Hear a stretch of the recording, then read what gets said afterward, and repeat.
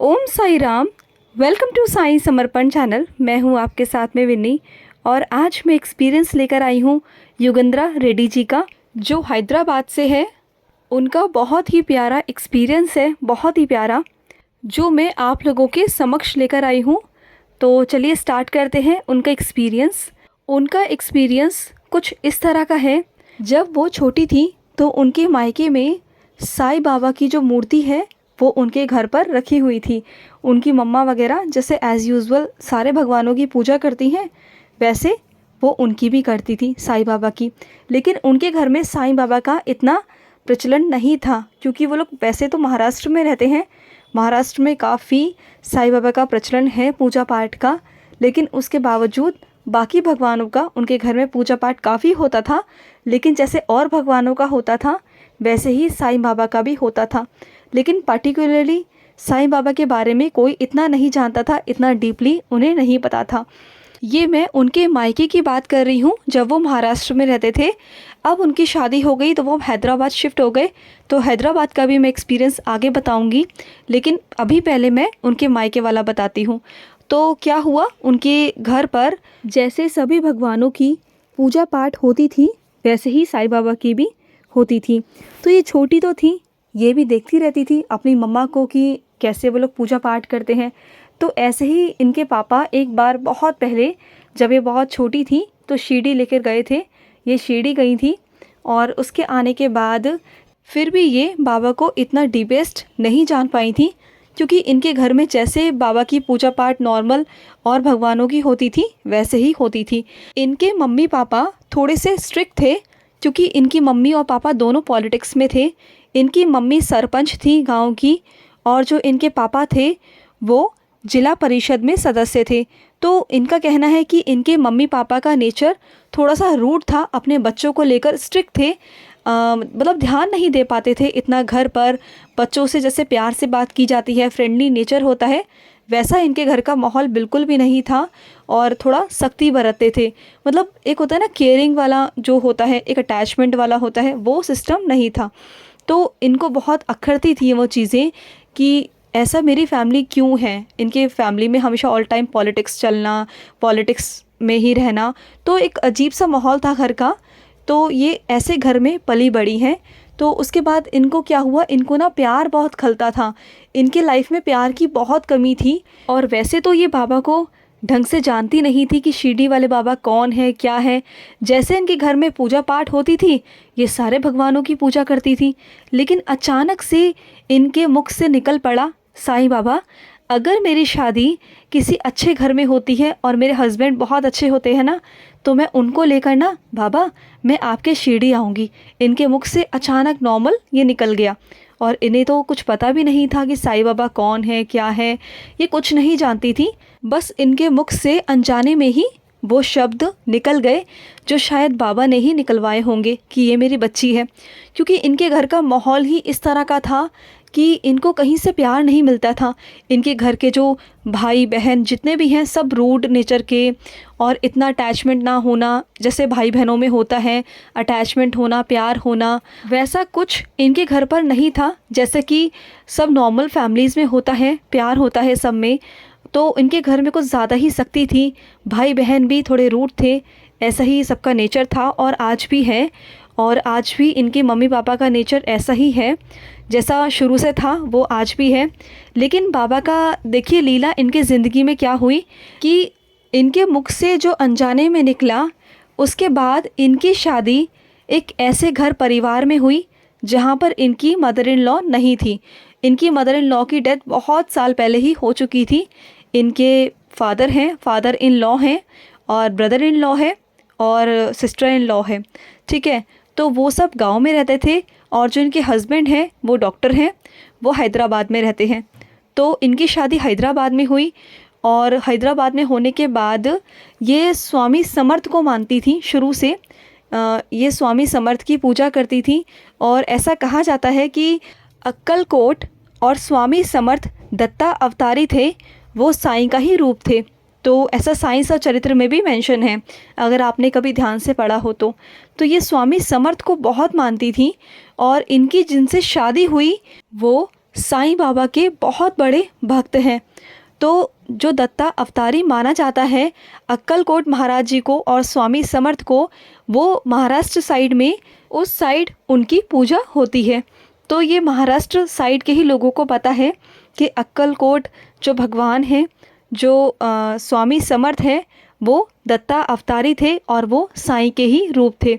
और जो इनके हस्बैंड थे वो साईं बाबा के भक्त थे और युगंधरा जी जो थी वो स्वामी समर्थ को बहुत मानती थी। तो देखिए बाबा ने खुद से ही बाबा ने कैसे जोड़ा, अलग अलग रूपों में जोड़ा, अलग अलग नामों से जोड़ा, लेकिन जोड़ा सिर्फ एक से, वो है साईं। वो स्वामी समर्थ की भक्त थी और जो इनके हस्बैंड हैं वो साईं बाबा के भक्त थे। शादी के बाद इन्हें पता चला अपने हस्बैंड से कि जो स्वामी समर्थ हैं वही साईं बाबा ही हैं, वो एक ही रूप है। तो इनको सब कुछ रिमाइंड हुआ अपने बचपन का कि इनके मुख से अचानक अनजाने में निकल गया था साईं से कि साईं अगर मेरे हस्बैंड होंगे तो वो मुझे साईं मंदिर यानी कि शिरडी लेकर ज़रूर आएंगे। तो देखिए बाबा ने जाने ही अनजाने उन्हें साईं भक्त ही दे दिया।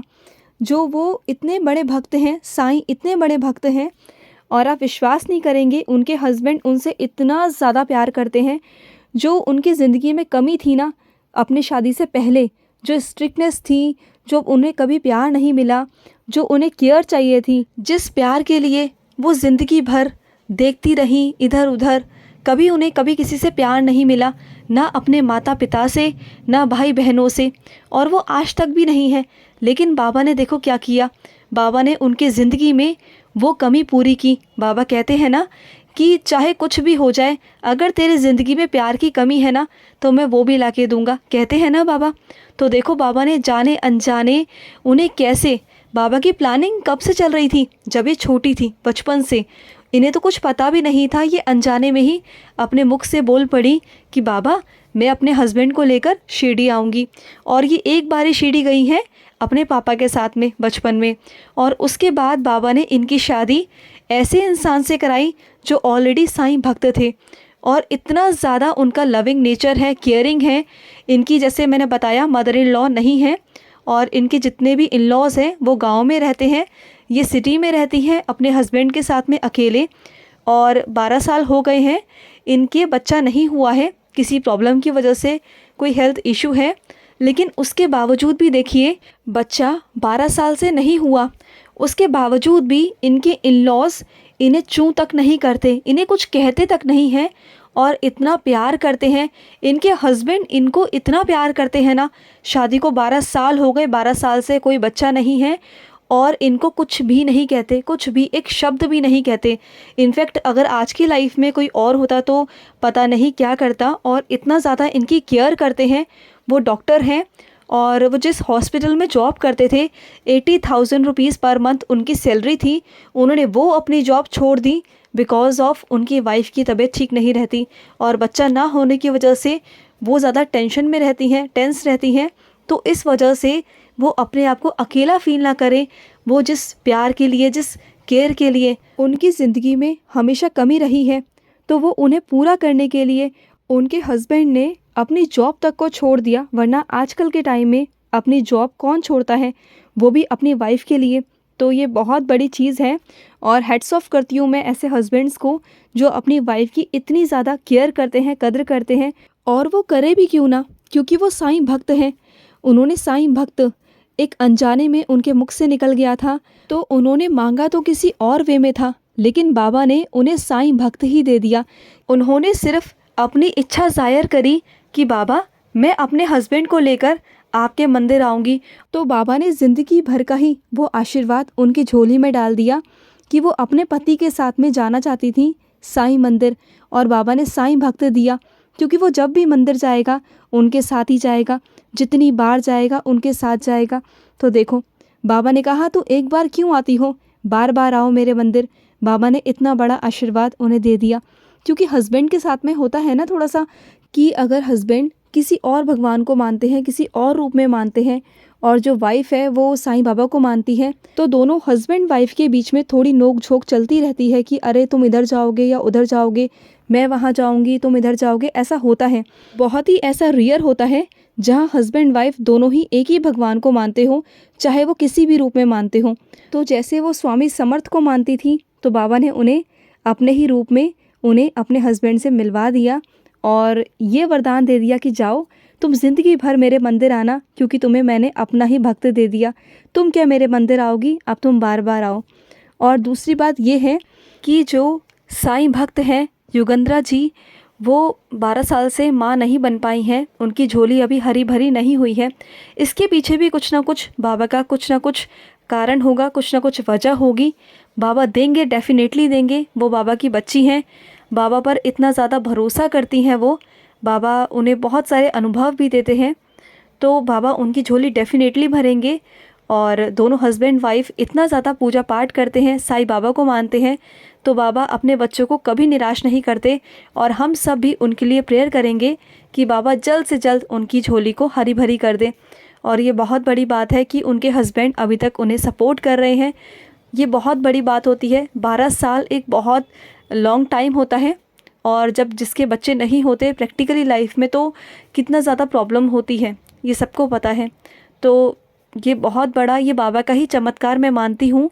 और युगंधरा जी भी ये बाबा का ही चमत्कार मानती हैं कि बाबा का उन पर आशीर्वाद है, डेफिनेटली है, वरना ये सब कुछ पॉसिबल नहीं हो सकता, इतना इजी नहीं हो सकता कि इनकी लाइफ में इतनी ज़्यादा जो कमियां थी वो बाबा के थ्रू बाबा ने वो पूरी करी।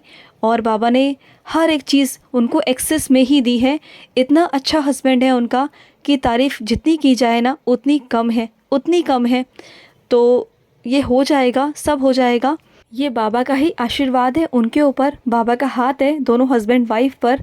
और डेफिनेटली उनका बच्चा भी हो जाएगा, जल्द से जल्द होगा। हम बाबा से प्रेयर करेंगे। और उनका जो अनुभव है, और भी उनके बाबा ने अनुभव दिए हैं, मैं नेक्स्ट पार्ट में लेकर आऊँगी, पार्ट 2 करके लेकर आऊँगी। इसको मैं पार्ट 1 कर मेंशन कर रही हूँ, और पार्ट 2 कर मैं लेकर आऊँगी। फर्स्ट पार्ट मैं योगेंद्रा रेड्डी जी के नाम पर कर रही हूँ, और सेकंड योगेंद्रा रेड्डी सेकंड करूँगी, ठीक है। तो आप उनके सेकंड अनुभव जो हैं, जो बाबा ने उन्हें दिए हैं, वो मैं आपको बताऊँगी, सुनाऊँगी कि किस तरह से बाबा उनकी ज़िंदगी में कैसे कैसे अनुभव कर रहे हैं। तो चलिए मिलते हैं नेक्स्ट वीडियो में। अगर आपके भी कोई अनुभव हैं तो स्क्रीन पर चल रहे नंबर पर आप भी हमारे साथ शेयर कर सकते हैं। बाबा के प्यारे प्यारे अनुभव बाबा के बच्चों तक पहुंचाइए, और लोगों की लाइफ में, सबकी ज़िंदगी में अच्छाई भरिए। ये सेवा घर बैठे बैठे आप कर सकते हैं। तो स्क्रीन पर आपको सिर्फ नंबर दिखाई दे रहा है, डायल करना है और अपना अनुभव शेयर करना है। तो ये तो आप कर ही सकते हैं ना। तो ये छोटी सी सेवा है बाबा की, ये आप ज़रूर करिए। तो चलिए मिलते हैं नेक्स्ट वीडियो में, तब तक के लिए मैं लूँगी समाप्ति। ओम साई राम, जय साई राम।